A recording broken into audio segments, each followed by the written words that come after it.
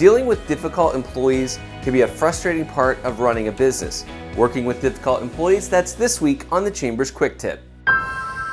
You're watching the Chambers Quick Tip. And now here's your host, Brian Rossman. It's inevitable in your role as a business owner or manager that you will have to deal with employees who earn the label difficult. Instead of ignoring the situation as many managers do, it's essential for you to take action to remedy the problem. After all, you are responsible for forming and maintaining an effective working environment.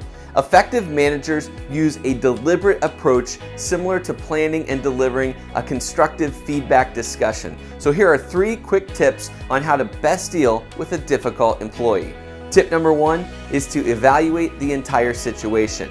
While action is essential, it is important to momentarily hit the pause button and evaluate the situation so that you are armed with a current, clear perspective. Observe the employee in different settings. Look for behaviors that introduce stress or toxicity into situations. Observe how others respond to the employee. Strive to isolate the 1 or 2 behaviors that others are complaining about to you. Tip number 2 is to observe and understand the main issues.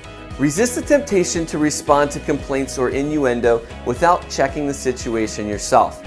Talk to the people involved. Collect all the facts you can before you act, and don't discount that occasionally everyone has a bad day or week. If a normally easy to work with employee is suddenly uncooperative or not talking to you, consider that there might be other circumstances involved. And finally, tip number 3 is to, if possible, develop a solution together. The desired result of confronting a difficult employee's inappropriate behavior is an agreed upon solution. You know that this inappropriate behavior will continue unless you and the employee agree on a solution. The employee needs to know what is inappropriate about their behavior, and they also need to know what the appropriate behavior is so that they can adjust their approach. The bottom line is that dealing with difficult employees is never fun. However, it is part of your responsibility.